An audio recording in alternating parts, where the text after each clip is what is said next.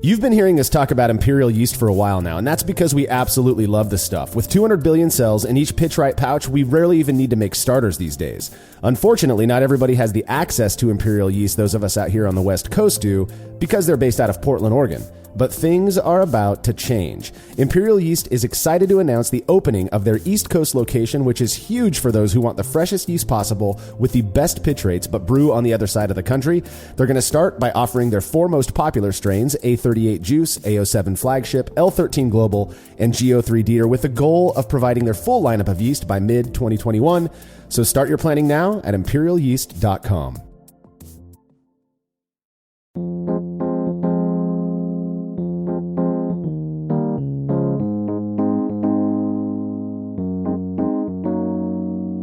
A common approach to brewing among those starting out involves mixing malt extract with water, warming it up, then steeping crystal malt and roasted grains in the warm wort for a period of time before proceeding with the boil. For all grain brewers, it's common to include all the grains in the mash, though some rely on steeping their specialty grains post-mash for various reasons. This is the Brewlosophy Podcast. I'm your host, Marshall Schott, and in this episode, Andy Carter is with me to talk about the method of steeping roasted grains in wort, as well as the results of a fascinating experiment on the subject. I struggled to find any home brewer that didn't start with exactly the method you're describing, which is bag of extract and some steeping grains and go to town. And, you know, I hope that when you did that first beer, it was good enough and you kept with the hobby and you kept going, because there's so many more things. But as, you know, old timers like us go back and reevaluate those things, I think there's some really cool ideas and techniques and new ways of using it that we never even thought of before. So yeah, I agree. And you know, I was looking at our general homebrewer survey, the 2020 results recently, and it's pretty shocking how many people are starting off with all grain nowadays. And I think a part of that is just due to the popularity of really easy methods like brew in a bag, which I use. But I definitely started off using the extract with steeping grains method. So this isn't something I'm necessarily unfamiliar with, though since switching to all grain nearly a decade ago, my experience with this practice has been very, very minimal. I think I've steeped grains twice in the last 10-15 years. But there are a number of benefits people talk about to steeping specialty grains, whether brewing extract or all grain. I look forward to getting in all of that in this episode. If you like what we're up to and you want to keep us doing it, consider becoming a patron of Brewlosophy. By committing to a small monthly pledge over at patreon.com/Brewlosophy, you're going to receive a reward like access to unpublished recipes, unique discounts at YakimaValleyHops.com, and an invitation to a monthly live Q&A session with somebody in the brewing world. Just last week, IPA brewer extraordinaire Nathan Cooper from Wandering Hop Brewery out of Yakima, Washington, dropped some killer knowledge bombs on patrons. And coming up in January 2021 is somebody who has had a huge impact on the homebrewing world through her work at the Homebrew Talk Forum, Lorena Evans, whose experience with both forum moderation and brewing are vast. Those who've had the pleasure of meeting Lorena in person know just how wonderful of a person she is. And given her deep knowledge of beer and brewing, I'm sure this is going to be an excellent session. To be a part of it, you have to make your pledge at patreon.com/Brewlosophy by January 22nd, 2021. All past sessions are stored on our private Facebook page, so patrons can go back and watch them whenever they like. And if you wouldn't mind letting us know what you think about this show by leaving a rating and review in Apple Podcast or wherever it is you listen to podcasts, we would really appreciate it by doing that. Those who haven't heard of us yet can more easily find the show. All right, feedback is brought to you by Brewers Hardware, who specialize in triclover compatible sanitary fittings, conical fermenters, kettles, and brew stands. Brewers Hardware offers a variety of unique items for home and craft brewers, including high-quality stainless fittings at great prices with super fast shipping. Learn more at brewershardware.com. And do not forget to mention Brewlosophy at checkout to receive a free gift. Again, that's brewershardware.com. Listener Alexander Steffens from Berlin, Germany wrote in with a bit of a correction on something we discussed in our recent episode on cold sparging. Alexander said, as someone who is interested in languages, I'd like to leave a comment. Firstly, I don't think the term sparge is of German origin. You probably confused it with sparen, I believe is how you say it, which really means save in a monetary sense. I'm an active member of the German homebrewing community, and the word sparge only ever comes up if someone is referring to an English-speaking source. The word used for it in German is, I'm going to butcher this, Nachguss, which means after pour, as opposed to the water you use to mash, which is how you say Hauptguss, which is main pour. I wanted to know more. I wanted to know where sparge comes from and looked it up in my etymology etymological dictionary, but it doesn't have an entry for it. However, using Google, I found that it probably entered the English language as a loan word from Middle French and used to mean to scatter. Oh, okay. Well, this is awesome. I mean, I would, I never, you use these words. I think words are meant to communicate something. So if I know what sparge means, I never think back farther, but that's really cool.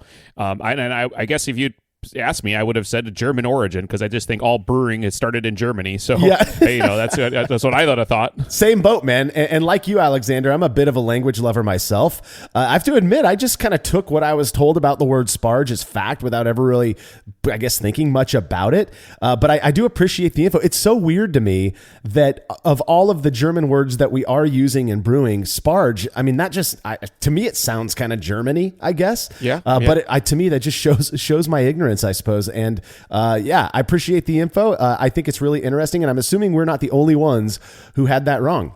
All right. If you have show feedback, you could send it to feedback@brewlosophy.com or drop us a note on social media. Well, like pretty much everything people look forward to this year, the National Homebrew Competition, which is the biggest homebrew competition in the world, was canceled because of COVID.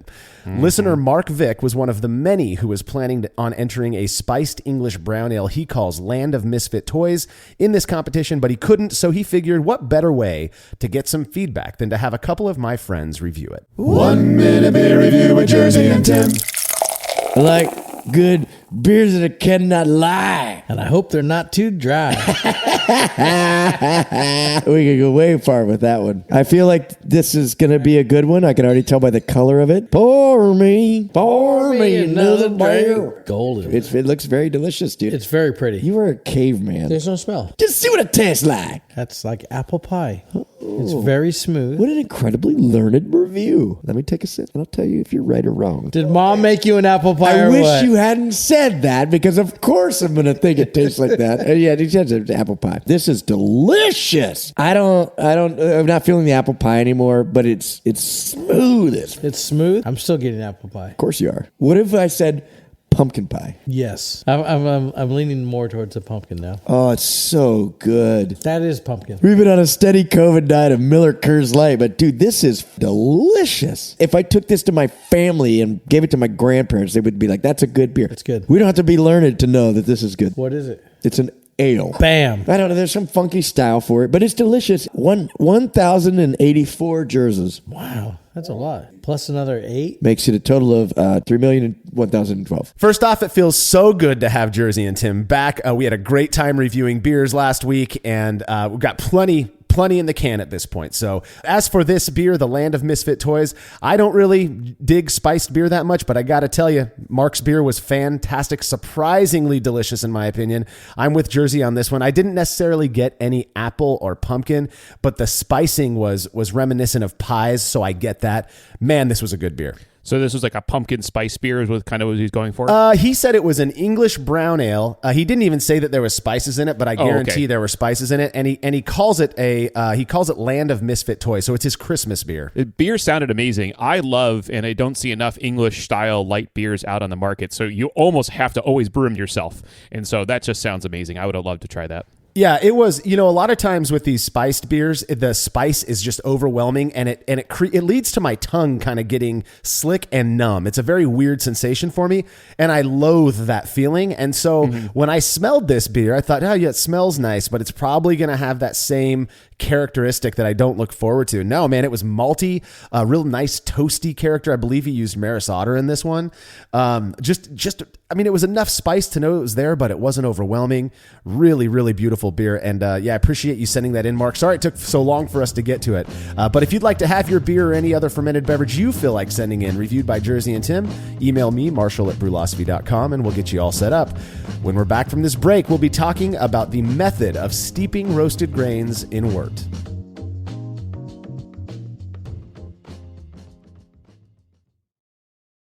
After a long brew day, the last thing I want to do is waste more time chilling Wort. I've tried so many different options, and ultimately I settled on the super efficient immersion chillers made by Jaded Brewing.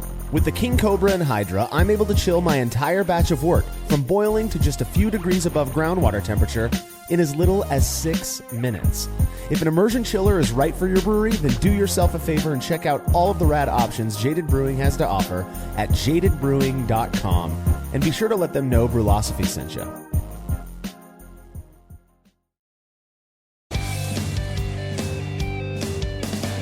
Compact and simple to use with a small footprint for brewing indoors, the Grainfather makes it easy for you to brew professional quality beers at home. The Grainfather is an all-in-one brewing system that lets you brew all-grain beer in a single, compact stainless steel unit. It uses an electric heating element and pump to maintain a constant temperature and to circulate the wort during the mashing and cooling stages. It also comes with a counterflow chiller to reduce chilling times and produce high-quality wort. And now, with the addition of their conical fermenter, the Grainfather takes things one step further by offering homebrewers state-of-the-art temperature-controlled fermentation just like commercial breweries use. And with the Grainfather Recipe Creator and Connect app, you can easily design a recipe, sync your brewing system with your phone, and then just sit back and relax as the app takes over and assures that you maintain your scheduled mash temps and boil schedule. Head to Grainfather.com to purchase your all-in-one brewing system today and to sign up for their free recipe creator tool. Once more, head on over to Grainfather.com, that's Grainfather.com, and get started today. Family-owned Atlantic Brew Supply is the largest homebrew shop in the Southeast. No gimmicks, no multinational corporate overlords, and no BS. They offer exclusive malts, yeast, and more from local artisans, as well as award-winning recipe kits. They also sell professional brewing gear and cask equipment from sister companies ABS Commercial and Cask Supply. Most ingredients are available by the ounce, plus Atlantic Brew Supply has an on-site calculator to help you craft your best brew. Orders are processed same day, and 2-day shipping is guaranteed for East Coast customers. Get 15% off your first order using promo code BREWPOD, that's BRUPOD, at AtlanticBrewSupply.com.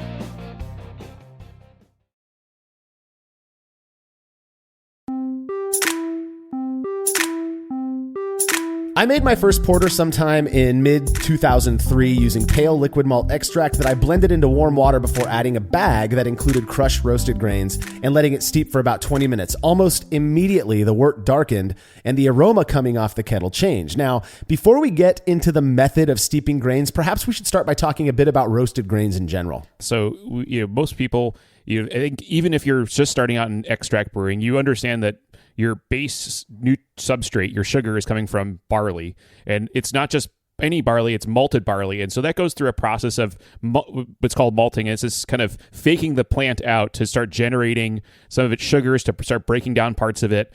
And the main thing with malt, and why even we call it malted barley, but even just saying malt means you're talking about malted barley, right? Is you're generating little enzymes all over it. These enzymes are used in the mash to convert the long-chain dextrins into short-chain sugars that yeast can ferment. So you can start with that, and really that's the key. You need that to happen. Now, you can take barley, and you can do what's kind of stewing it or roasting it. And stewing it is where you get the moderately colored malts, the caramels and the crystals and things like that, and the more specialty ones. But then really today's topic of roasted barley starts with a large drum roaster. It gets very hot, 250 C or, around 500 degrees Fahrenheit.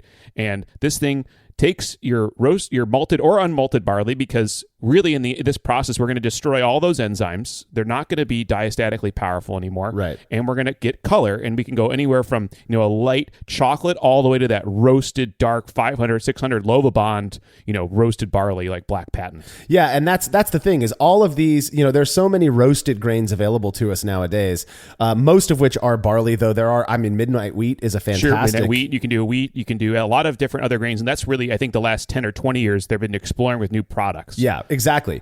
Now, I do think it's interesting that you've got roasted malts, and then you've got what we just call roasted grains, because they are technically not malted. Roasted barley, I believe, is the primary unmalted roasted grain. And then you've got Black Patent, which is usually a pale malt that they take and roast to smithereens, basically. Both very, very dark. We've done experiments comparing the two of those. You can go search it on brewlosophy.com. Very interesting stuff. Now, the roasting process, like you said, you're essentially you're taking a big drum roaster. I've seen these things, they're huge. It looks like a coffee roaster. I would imagine they're basically the same thing. And you're firing the hell out of it, and over time, you basically are charring to get these darker roasted barleys.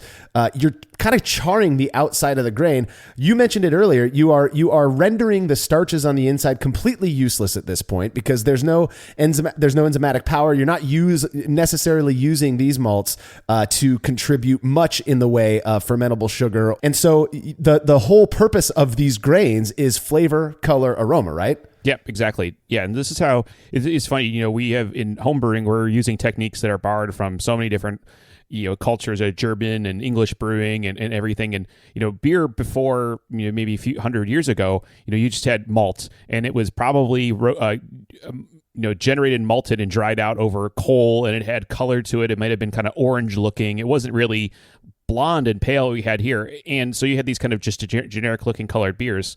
And now with the modern advances, we have very pale malt, and then we can exactly dial in the color with roasted grains or anything, and then dial in the flavor.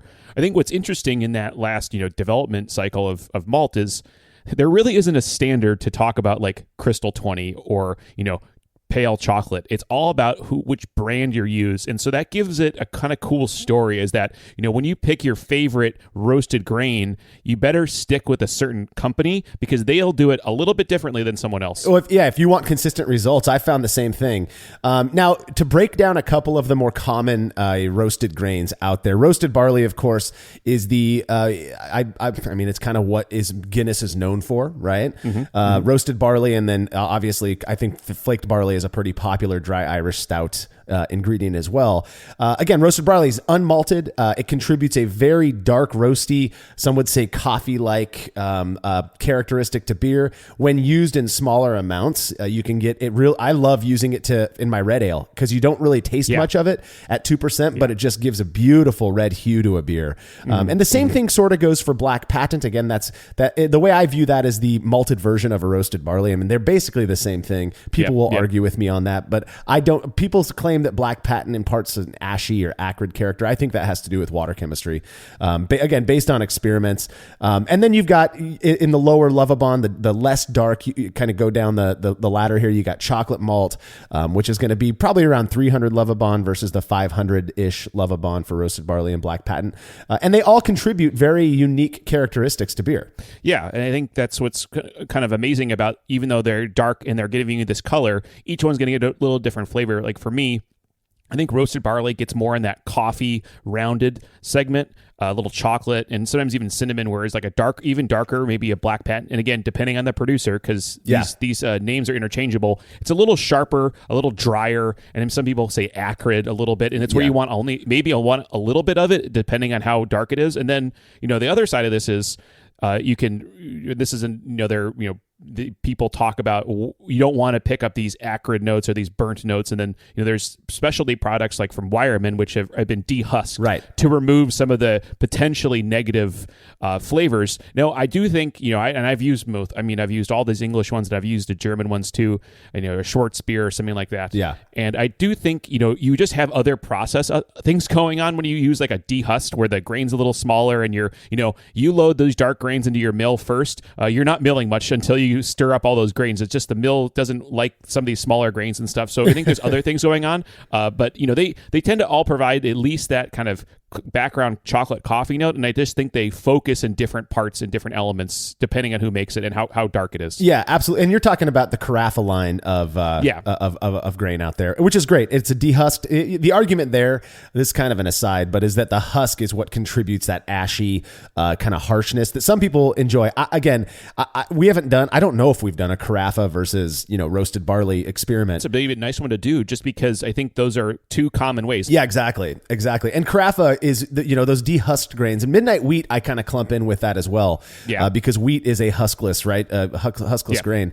They're used more so in styles like Dunkel or Schwarzbier. Styles that you want to have that color but not have such a pungent roast character to it. And not to say that they don't have that character. They're just a little more tame. And right. Like in a Schwarzbier, for instance, when I really like making these dark beers.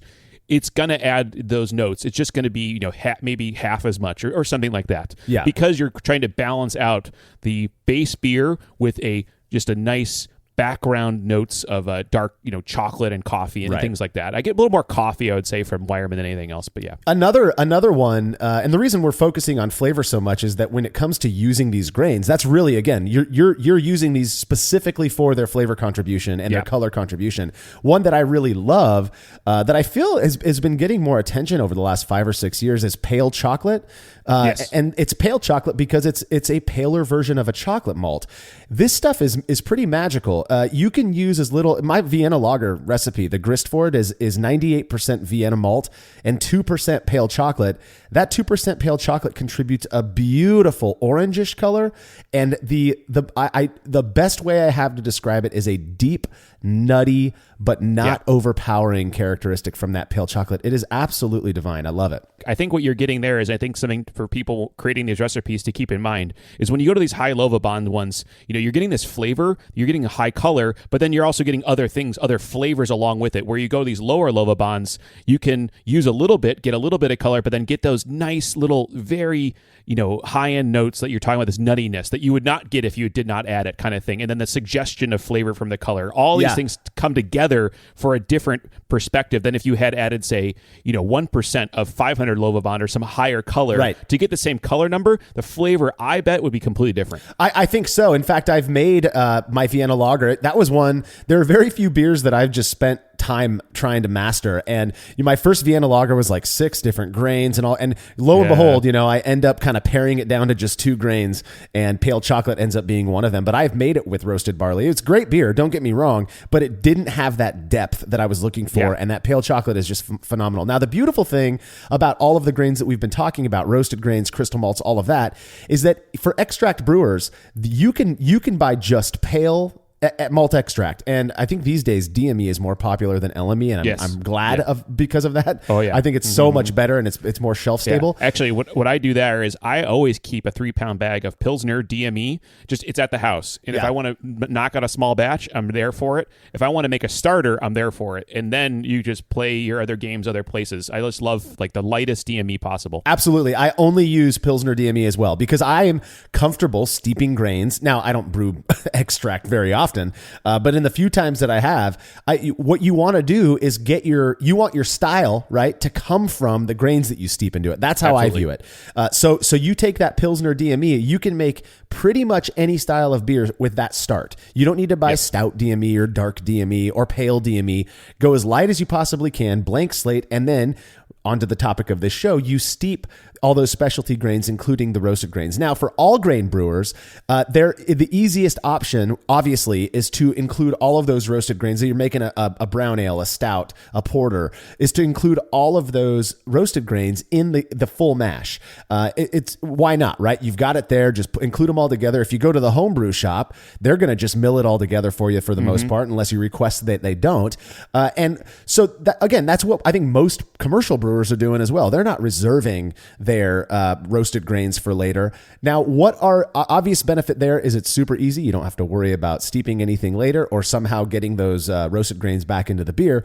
But there are some downsides that people purport to including roasted grains in the mash. So there's a potential, the roasted grains, they're adding color, but then they're also changing the mash pH. They can change it dramatically, actually. And this kind of goes 1-to-1 with how much color you're adding. If you're adding just, Crystal 60 and a small amounts here or there, that's not going to change it too much. But if you start, jamming with like a couple pounds of roasted barley, you're really going to drop the pH, and you need to account for that. Otherwise, the mash pH could be really off of where you want it. Typically 5.2 to 5.4 measured pH. That would be at temperature. So you measure it at room temperature. You're actually measuring a little higher. pH goes down as you have a higher as your temperature goes up. So you want that like good sweet spot. But then you can also have things like people talk about, I don't use black patent because it gets an acidness or a bitterness. And, I think these are, people have done this, and this the feedback they get, and I think that's fine. I think in my experience, I think Marshall mentioned it, your water chemistry is going to really dictate how you're buffering the mash. And so if you're going outside of that nice sweet spot range, maybe that's why. Maybe you didn't add enough minerals, or you have the wrong mineral composition in your base water for your strike water. Right. And that's throwing things off. The other thing is, and I don't have, exact, precise data on this. I just remember many years ago, I would go to certain homebrew shops and I would pick, their whatever dark grain and then make a beer. And I'm like, wow, this beer just tastes so bitter. What's going on? And I think it's the age of some of these specialty malts, especially if they're less used at some shops. I don't think they age well. Now, we've yet to run the data on that and really hone in on this, but I do think that there's something to the age of the specialty malt when you put it in your beer. That's an interesting one. I believe it's Jake who's commented on that as well, that we've done experiments comparing, really poorly stored old base malt to fresh base malt, and we don't seem to be finding much of a difference there. But it makes sense that a malt that's been manipulated so much, like a crystal malt or a roasted malt or a roasted grain, might react differently to time and to oxygen exposure and all of that. That would be an interesting future experiment. You mentioned mash pH, and that's a kind of a big area of focus for a lot of brewers, area of concern, really, and based on my own personal experience as well as some experiments that we've performed, I've stopped worrying too much about my mash pH. In fact, I don't measure it anymore. I don't adjust mash pH. But it is 100% true that if you put roasted grains in your mash, you are going to see a lower mash pH. They are acidic. Yeah. There is a kind of a hypothesis that I hold that even though my experience with high mash pH and lower mash pH in certain styles of beer didn't seem to produce a perceptible, difference, maybe there's some sort of a interaction between the darker grains and then the style of beer that you're doing. Maybe for example, maybe a stout that's brewed with that lower mash pH would be different than, say, a blonde ale or an IPA that has a lower mash pH. So I'm willing to accept that may be the case. We haven't tested that out yet. One of the a lot of the descriptors that you'll hear from people who are talking about low mash pH because you included the roasted grains in the mash are things like harsh, acrid, ashy, astringent, stuff like that. You don't want that in your beer. So I get the point of wanting to come up with a solution to keep those roasted grains out. Or obviously you can add a more basic chemical to the mash to bring that pH up. Yeah, I think people play with chalk, and there's some issues with chalk because it doesn't go into solution as easily. Mm-hmm. I used to keep a bag of pickling lime around. Yeah, it's actually probably the dangerous thing I have in the house, just because I think it can burn you pretty bad. But you use so little of it. I mean, it's you just toss it in. What I like to do, especially when I'm doing the full 100% all the grains in the mash tun, is get it all in there, get it all soaked up. It already has some of that water chemistry in it from building my water. Yeah. I build from RO. And then the last thing I do is stir in that pickling lime. That's just to get the chemistry all right and to not swing the pH too much either way. I don't really think it matters too much, but Martin Beauregard's spreadsheet is sacrosanct, so I use that as my reference. Yeah. And I stir it in, and then I take a reading about 10 minutes in, and so I think for me, Marshall, doing all the experiments I've done in the last year and looking at these things where does mash temperature matter? Does pH matter? We're not getting a good signal there in the glass. But if you want to be consistent, because if you're trying to really chase that last 5% of something in a beer, I would really want you to know your pH and know those things and see those and measure those things going forward, because you just want to keep that data and keep it consistent. So if you're going to pick a technique from this podcast, stick with one and see how it works for you. And then, hey, maybe try it a different way. Is the beer different? Do you like the beer more or less? Right. Those are the kind of questions you should ask. Yeah, I think you make a key point there, that if you're after consistency and you're brewing the same beers over and over, like commercial brewers do, then obviously it's important to manage and monitor all of your numbers, including mash pH. I'm saying the way that I'm brewing these days, the styles that I make, first off, I've brewed so much with the same water. I kind of know what to expect. If ever I were to start having issues, absolutely, I'd start looking at mash pH as a potential culprit. Now, one of the techniques people can use to keep their roasted grains out of the mash and thus keep that mash pH from growing too low is to steep the grains, the roasted grains in the wort post mash, usually at about 150 degrees Fahrenheit is pretty typical. And you're going to hold it there for about 15 or 20 minutes as you're raising the temperature of the wort to a boil. And it's a pretty simple process. Again, I think most people have done it. At least most people who have ever brewed an extract batch have done this. It works. And there are some kind of side benefits to doing this as well. Yeah, so now you have a mash that's maybe just only blonde or maybe a slight amount of crystal or something like that. And now you're going to be very consistent in the beer you're making in the pH because you're not throwing this acidic malt into it.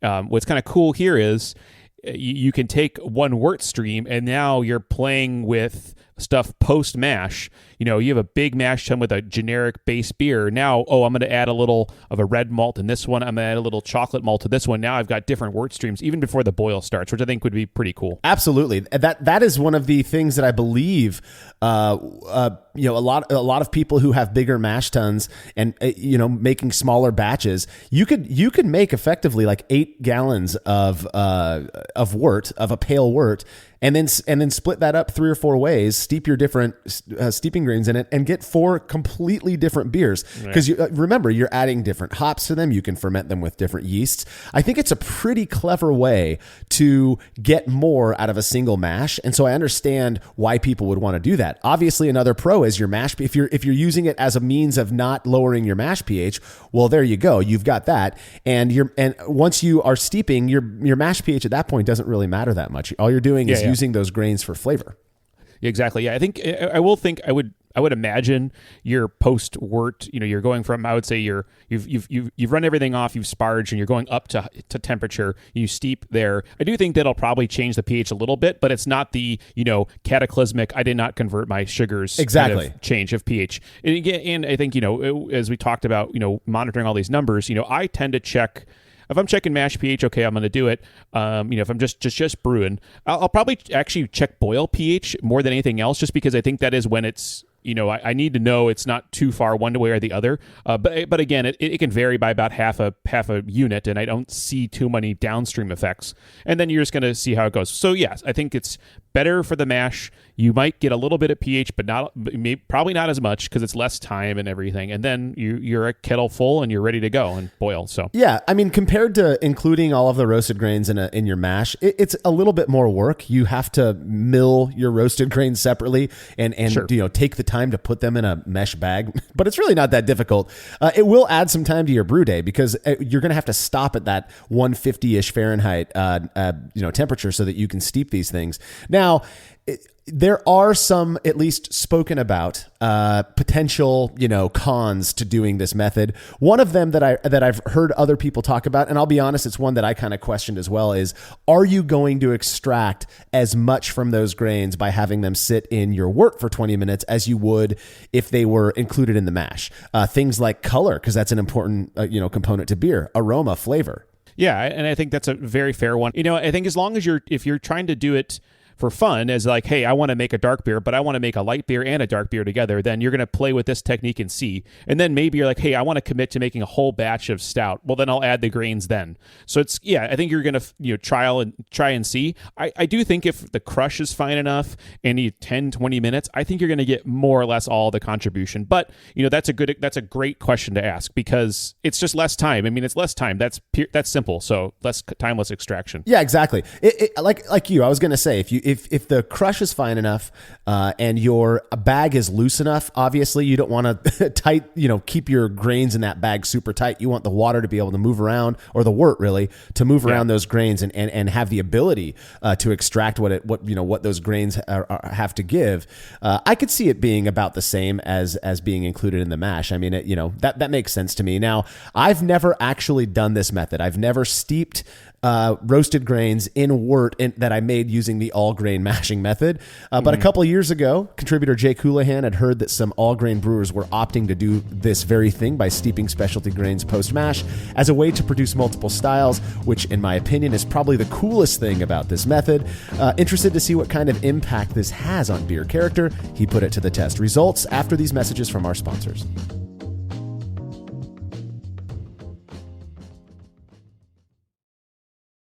Have Have you ever thought about adding a port to your kettle but held off because you didn't feel like drilling into your gear or sending it off to have someone else do it?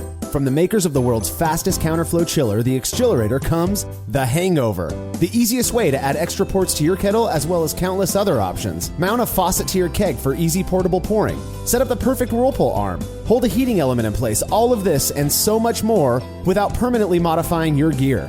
Manufactured right here in the United States, the Hangover offers brewers too many convenient solutions to list here. So head over to xchillerator.com today to see what the Hangover can do for you.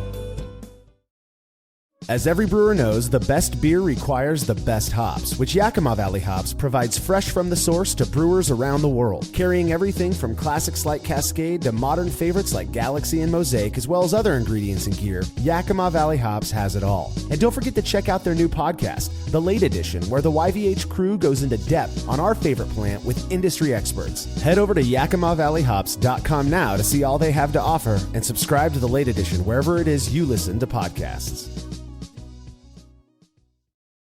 Craftmaster Growlers takes traveling with and sharing beer to a new level. Made from heavy-duty stainless steel, Craftmaster Growlers are double-wall insulated and can keep beer cold for up to 8 hours. Unlike typical growlers, Craftmaster Growlers come with a swiveling tap and fully integrated CO2 regulator cap, allowing beer to stay fresh for 2 weeks or more. The square design takes up less space and will fit in most refrigerator doors, and every Craftmaster Growler comes with a 1-year warranty. There are 64 and 128-ounce versions available over at craftmastergrowlers.com.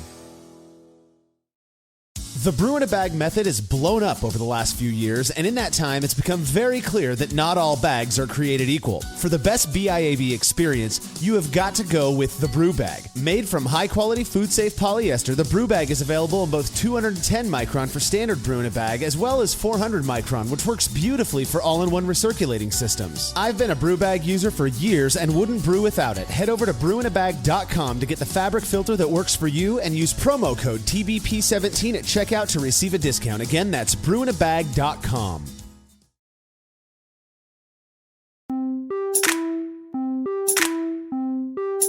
An issue some people apparently have when making darker styles like stout and porter is that they end up being acrid, ashy, and harsh. While a number of potential culprits have been discussed among brewers, a common one has to do with the dark roasted grains, reducing the pH of the mash as we discussed earlier, such that undesirable flavors are extracted. And one solution some use is to keep the roasted grains out of the mash and steep them in the wort prior to boiling. Does it have a noticeable impact?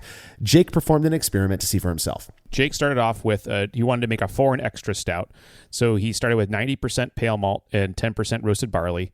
And he was just going to do a standard kind of middle-of-the-road mash at 152 Fahrenheit or 67 degrees Celsius for 60 minutes. And this is where the variable comes in. So one batch included all of the grains up front, and the other was just the pale malt, so side by side. Roasted grains for that second batch were milled separately into a mesh bag and just put aside. When he did the measurement, so this is here because clearly, everything we set up front, we care about the mash pH. Right. That's what we're trying to look at here. So 30 minutes into each mash, he measured the pH. So with the mash that had all of the grains together, the mash pH came out to 5.34. With the ones there were just pale malt in the mash, it was 5.43. So here we go. Measurements confirmed, a whole point, or 0.1 difference in mash pH. Totally expecting this. Absolutely expected, and that is arguably that's a big difference when it comes to pH. And so right there, again, every time you use roasted grains in your mash, you are 100% going to reduce that pH a bit. Now, the nice thing about this, and this was my experience as well, every time I would brew a dark beer, which I enjoy dark beer, so it's relatively often, every time I'd measure the pH, I'd be right in between that 5.2, 5.4, just like Jake was here. So in this case, it didn't really have a negative effect. Both of these batches were right in that sweet spot, 5.34, 5.43. So no real issue there. But you'd expect, if mash pH does have a perceptible impact, I don't know, I would expect to be able to taste this, Yeah. And pH is a log scale of hydrogen ions in solution. So, just being 0.1 there's a lot of difference there. Right. So, this is early in the process. This is, this is not finished beer. We always taste and measure finished beer perceptibility. So, hey, we got a data point that says they are objectively different things. So I'm going to keep going through the whole brew day. So when he finishes the mashes, he's got the full mash and it's going to go to kettle. But then while the other one is being racked off, and he held the steep mash at 150 Fahrenheit or 66 degrees Celsius, and he put his bag of milled dark malt into a mesh bag and let it steep there for about 20 minutes. After this, the brew day kind of just goes as you would expect. He's going to boil for 60 minutes. He did one hop addition of 50 grams of Magnum at 60 minutes for both batches. After boiling, chilled them both, and then knocked them out. And then he took a refractometer reading. We got to know where we're starting from. So this is interesting. For the grains that were all together in the mash, he got an OG of 1.067. But then for the steeped batch, he got 1.069. So actually, it's only a few points of OG difference, but measurable, which I thought was interesting. Yeah. So whenever I see a difference like this, a specific gravity difference of 0.002 really isn't that much. It's certainly not enough for somebody to taste, at least in our multiple experiments yes. Where we've shown that. But I do think it's interesting. It makes me wonder if it's not just a fluke. And again, we're homebrewers. Even on the commercial scale, people are happy to hit within a plus or minus, 4 OG number on the brews that on the beers that they brew. So 2 points isn't going to concern me, but I do wonder, is there a reason we might expect the steeped grains to contribute more sugar? Because that is the opposite of what I would have expected. I wonder, I guess, this is a total flyer idea, but I wonder if there was slightly the more efficient mashing in the ungrained, the unsteeped one. It's maybe just in a slightly better place for his grains. Maybe that's my only way I could look at it. And again, 2 points. What's 2 points? Right. Basically nothing. So maybe that.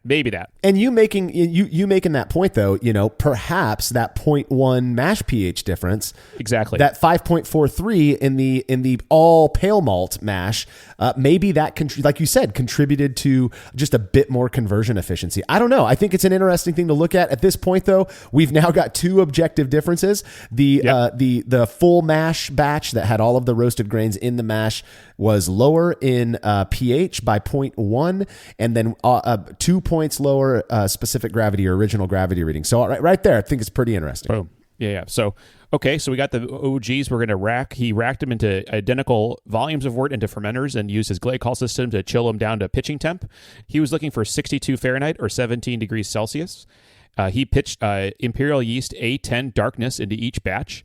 After 5 days of fermentation, he bumped up the glycol to 68 Fahrenheit or 20 degrees Celsius and left them there for a couple more days just to finish out before taking a finishing gravity reading.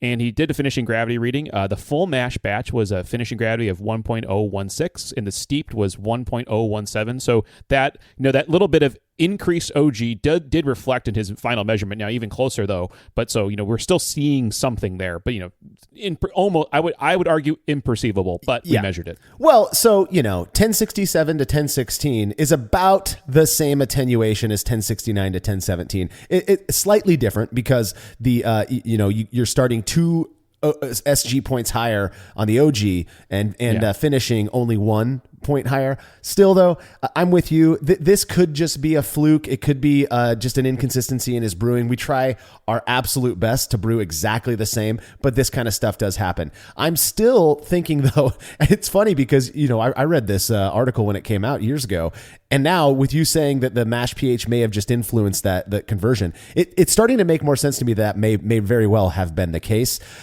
So very interesting to me. These beers were then racked to sanitize kegs at this point. He placed them in his keezer. He burst carbonated them overnight before reducing the gas to serving pressure and letting the beers condition for a couple of weeks before he served them to participants. So he, we like to get these beers stabilized, carbonated, and ready to serve to everyone. So, looks identical in every single way. He did his own little small triangle test internally out of 5 times, and he was only correct 2 of the 5. So that's basically guessing. Yeah. And he thought the beers were basically identical. And so the moment of truth, the experiment results, we gave the beer to 20 different people, and to be significant, we would need 11, and it only came back with 7, so not significant. The tasters could not reliably tell these beers apart, which I think is pretty interesting. Absolutely. I mean, now you've got the guy who brewed the beers, who knows everything about the variable, who knows exactly what to look for because, right, he knows what was done differently. He could only get the odd beer out 2 out of 5 times. I mean, that is just absolutely just guessing. You're gonna pick the correct answer randomly at some point, and he did that 2 out of 5 times. And then he serves this beer to 20 people, and only 7 people, right about 1/3, which is again what you would expect from random guessing in a triangle test. So what this goes to show, at the very least, is that in a foreign extra stout, one that is mashed with the roasted grains and has a lower mash pH and a slightly lower OG and a slightly lower FG, it was amongst this group of 20 beer drinkers was indistinguishable from the same beer, a foreign extra stout that was brewed with the roasted grains steeped in the wort for 20 minutes prior to it coming to a boil, with a higher mash pH, a higher OG, and a slightly higher FG. That is, to me, that just goes to show how I guess kind of flexible a beer can be. There's a lot of forgiving that goes on, and perhaps the darkness of this beer, but that's what you're making with roasted grains. Yeah. But maybe that covered up any subtle differences. Still, fascinating result to me. Yeah, this is awesome. And I think it just goes to show that your beginner's kit with your extract and your steeping grains. We were looking at this in this experiment, comparing 2 beers that were almost brewed the same way. But I think this gives credence to saying, hey, if you do the full grain way and you do this steeping way, you're getting something that's very similar, if not perceivably identical. And so this just gives you a better feeling like, hey, I'm not so worried about doing the steeping stuff when I make a small extract batch next time, because look how close these 2 beers were. Well, there's so many implications that we can draw from this, I think. And one of them, like you said, is extract brewers out there who don't want to invest in going all grain or just aren't interested in it. If you're starting with that blank slate of just a nice clean Pilsner malt, the world is your oyster. You can make any style you want, and you're likely not going to have any negative effect by steeping those grains. It really, to me, it just opens up that world. And there is something to be said about if even just dry malt Pilsner extract. There's something about it that is a bit richer than if you were to mash, Pilsner malt. And I think that's in the process of making the dry malt extracts, there's the flavor gets condensed or something like that, because I can taste the difference. We've done experiments where I've been able to, but to be able to know that you can, add just a 2% roasted barley and make a red ale, add some crystal malt and get your nice amber ale. I think that's really awesome. And I think that's great for the guys starting out. And I think we said up front, we haven't done these batches in many years just because we have systems that are dedicated to all grain. And today, unlike 10 years ago, you can go to the store and get a $300, electric kettle system and have everything to do. You can walk out the door for I think a moderate amount of money, not a crazy sum of money, but a very sophisticated system to do all grain immediately. And you almost just skip over all those other steps. But what you do learn from the extract process is, the fermentation, temperature control, the sanitization. You get your skill set built before you go and explore the world. Yeah. And with this, you can explore the world of different styles of beer and different color additions of beer without ever having to do the whole all grain. So that's like a great just tool that you can play with. Well, and then even for all grain brewers, I mean, I'm thinking about the brewer out there who because the standard is 5 gallons or 19 liters or so, that's what they brew, and then halfway through the keg or halfway through their bottles, they're sitting there going, God, I wish I had a different beer on hand. What if you made your standard 5-gallon batch of wort, put half of it in some vessel that you've got sitting around, and then maybe let that sour, throw some lactic acid or some sort of lactic acid bacteria in there, let that sour for the next couple of days while you proceed with boiling the other half of that wort with some steeped grains in it. And now you've got, a nice golden sour next to, a brown ale. I mean, how cool. I just think it opens up that world, and it's really neat to do that, That's really cool. That's a great idea. I might actually do that. Well, and then you've got 2.5 gallon batches of beer Yeah. that are easier to drink, and you've got some variety. And again, it's just a neat topic. Again, I believe it was Jake's talking with somebody who does that inspired him to want to test it out.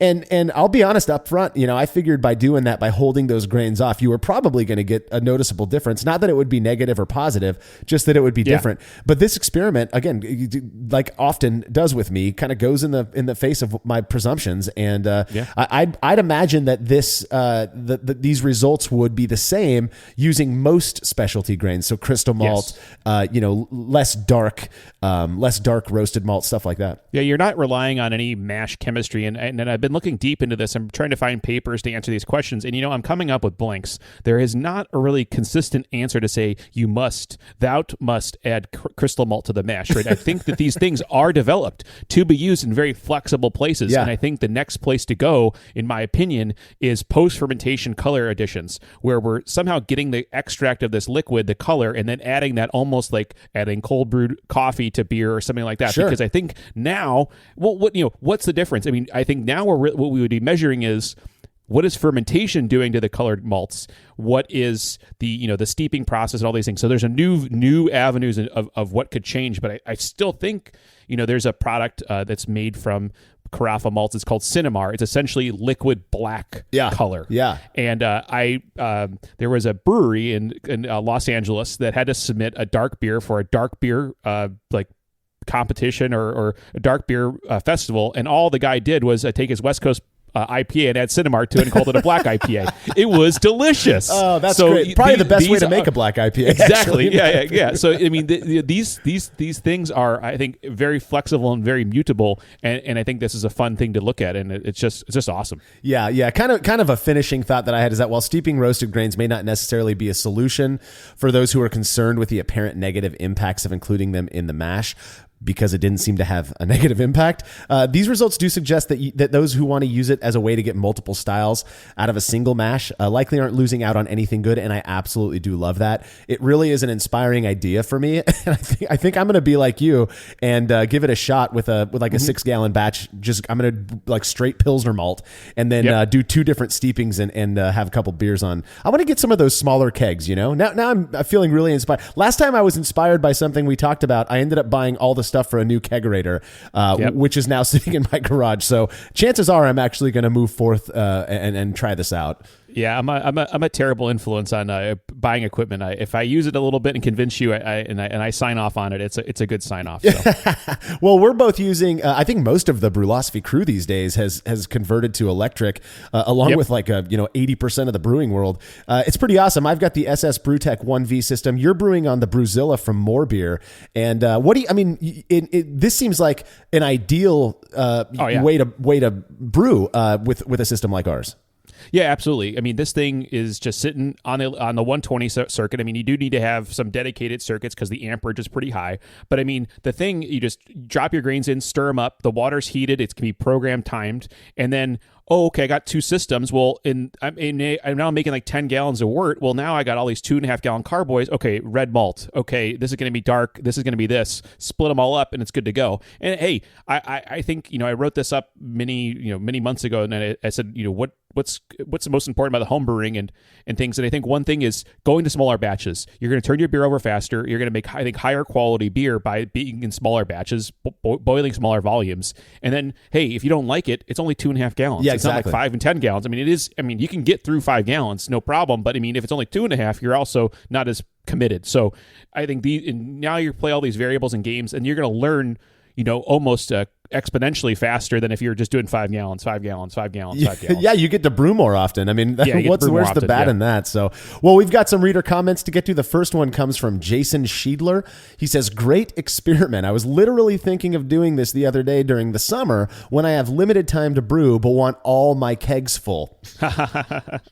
Yeah, sure. So you can make these big, massive wort batches. When it's somewhat related, it's kind of a sidebar, but I have a 15-gallon bourbon barrel, and I just have to sit on my porch and just crank out all this wort. I do it through sacks of malt. And so if you want to fill your kegs and have not just one type of beer, but every keg be different, this is great. Start with a sack of malt, do a big mash, maybe even do too high of gravity, you can water down batches. Yeah. You can steep different grains. You could do different hops. You could do different yeasts. And now you have 6 kegs. As long as you have the fermentation capacity, hey, but maybe get a Kvike strain in there so you don't have to worry about temperature control. Yeah. I mean, just go crazy. And then one day, 6 batches, all different. And even if a couple are not exactly what you wanted, I really think they're going to be very drinkable. And then you're learning from your experience and then feed that data forward, all from one base malt. Well, yeah, one mash. I mean, it's such a genius idea. And, I think one of the things people might be thinking of is, well, if let's say you have a 15-gallon, you're able to make 15 gallons of wort, Yep. What do you do if you only have one kettle and you only take off, 5 gallons for your first batch? Short and shoddy, man. Boil that thing for 20 minutes and then get it in your fermenter and then move on to your next batch. You could, I mean, if you're willing to take the risk of a reduced boil step, you could get, 15 gallons of beer made in 4 hours, and I just think that's a cool idea. And I love during the summer, I'm assuming Jason lives somewhere where it's kind of warm, because I can relate with that, Jason. So it is a good idea for summer brewing. Next comment comes from Michael Doman. He says, very interesting. I've steeped grains overnight in ambient temperature water, then removed the grains in the morning before heating up the mash water. The results are dramatically different than mashing the grains. Very little acrid flavor and reduced roastiness. I want to comment on I've never brewed a beer where I get acrid flavor. So that's part of what plays into my thinking that perhaps when you're using dark roasted grains like roasted barley or black patent, that there is an interaction with mash pH that maybe you don't detect in paler grists. Yeah, there's got to be something here, because I think what we've seen, and I'm 100% with you, Marshall, I'm not getting that out of my beers, but I'm brewing in a specific way that I've just done for so long that I'm not breaking anything. And I think big thing there, I'm using reverse osmosis water. I know what that water is all the time. Yeah. I'm getting my grains fresh. I'm milling them myself all the time. So all these things come together to be like, okay, there's got to be something here, because people keep saying it. Now, one thing, I that's being honest, and I think there's a measurement here. There's a measurement here. That's something that's going on, but I think it's happening. So let's dig into it. And I think there's possible variables here, but again, I'm just struggling to see what would I change about my process to try to drive that. Yeah. And I just think I'd be too far from what I normally do. Now, I only have a couple ideas. I think that's what I got. So the other thing to focus on here is that Michael isn't talking about what we did in the experiment. He's saying that he steeps his grains, or he has steeped roasted grains overnight just in water. I know that is a practice. I don't know many people. I don't know if I know anyone who does that regularly. I've never done that. And there's a big controversy about, not controversy, but in brewing, we make drama out of small things. Whether you should steep your roasted grains in cold water or hot water. I don't know people who are steeping their grains in water and then adding it. But again, I don't have the experience of brewing dark beers that taste like ash or are acrid. So I don't see the benefit in doing that. I wonder if I'd be able to taste this difference that Michael's talking about, though.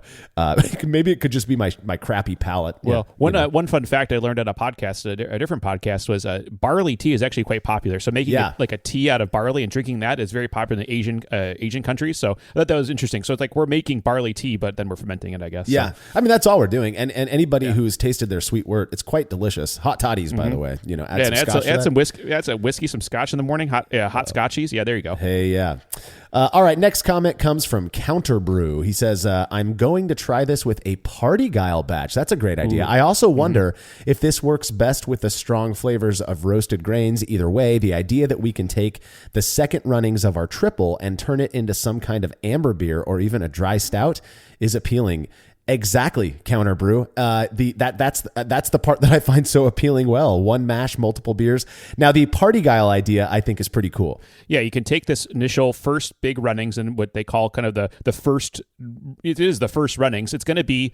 If you don't do all your water up front, if you're doing a traditional more infusion mash and then a sparge later, that first runnings is going to be the densest. Yeah. wort, and that's going to be the highest gravity. And some people actually use that to an advantage to make super high gravity beers. Right. But then you can take the next runnings, and then you could have the first, second, even third runnings, and then you have all these different worts. You can combine them in different ratios to get different beers. Well, just layer specialty malts on top of that, and boom, now we got a whole nother variable set. So that's really cool. Absolutely. I mean, you imagine making, so let's say you just do 100% Maris Otter, right? Yep. You take your first runnings, maybe your OGs in the 1070s or something, you make an American stout, a nice rich American stout. You end up steeping some roasted grains, some caramel malt, some stuff in there, and you make an American stout.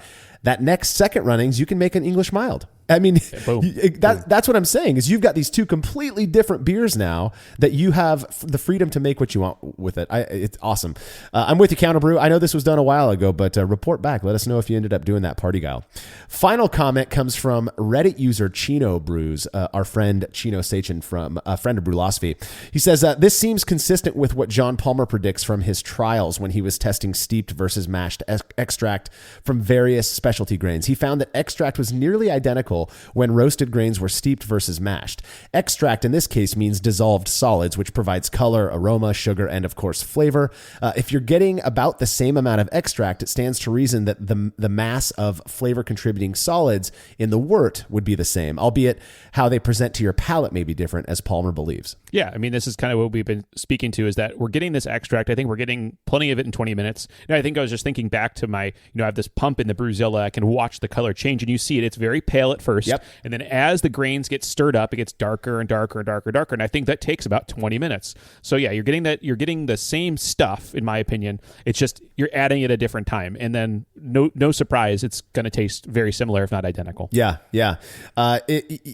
Chino's a very smart guy, and so he's also has great references. And this is one of those interesting things that I like his comment about maybe the flavor contributing pieces are going to be perceptibly different. But yeah, the only way to know is to try it. And I feel like, this is our 167th episode. And I don't know if there's been one where I've said, this is so cool as much as I have in this one. And I just think it's just such a neat approach to be able to do this. I'm already kind of brainstorming ways to different styles to make and ways to do this with my two kettles. It's certainly something that I'm going to be giving a shot. And I expect you're probably going to do the same, Andy. Yeah, I'm down with this. I think this is really, I think it's just things that, they become in vogue, or, new things. Like, so you mentioned cold sparging earlier, before Brewlosophy, when I was doing my propane tank and my igloo cooler, I was always cold sparging. I never looked back from that, but I have to go back, and I want to be consistent in my brew days. So now, I'm doing the full temperature sparge and things like that. But these kind of specialty malts and steeping, I haven't done it in 10 years or 8 years. And so going back and like, wait a second, how can I be more efficient and make more things in the same amount of time? I mean, here we go. This is a great example of that. I couldn't agree more. Well, that's all I've got for this topic. Is there anything else you want to get off your mind before we bounce? I think this is something that if you're struggling to find some creativity or trying to break a rut or something, this is a great place to do it. Go to the shop, look at that specialty malt you thought you wanted to use one day, and you never were like, I don't want to experiment with that. Make a big batch, do a blonde base beer, and then go get that kiln roast coffee malt that you've always looked at, you never tried. Yep, perfect idea. Well, you can read more about the experiment we discussed by clicking the link to the article on brewlosophy.com in the description of this episode. The Brewlosophy podcast is made possible by the generous support of our sponsors, as well as all of our rad listeners. We seriously could not do this without you. Cheers to everyone who has subscribed and left a review of our show. It makes a huge difference. If you haven't yet, please consider doing so. Head over to brewlosophy.com/support to view a list of ways you can easily help us to continue producing this podcast. If you want a reward for your support, visit patreon.com/brewlosophy. Thanks again for listening. We'll be back next week with another episode of the Brewlosophy podcast. Until then, think beer. Start off the morning with some hot tea, lemon and honey, cause it suits my bro. Put some herb in the bowl, yeah, it's homegrown. Ain't gotta go through the middleman no more. Life is good, the likelihood of me. Looking for a new career? Welcome to Do HVAC Training Service Center in North Charleston. Enroll today in our comprehensive HVAC training hands-on field experience-based program, covering troubleshooting, maintenance, installation, and more on various HVAC systems and ductwork. We offer EPA and NATE preparation and testing, along with various certifications. Enjoy payment options. Achieve certification in under 5 months. Enroll now for your new journey of skill development and career advancement. Log on to dewhvactrainingsc.com to inquire.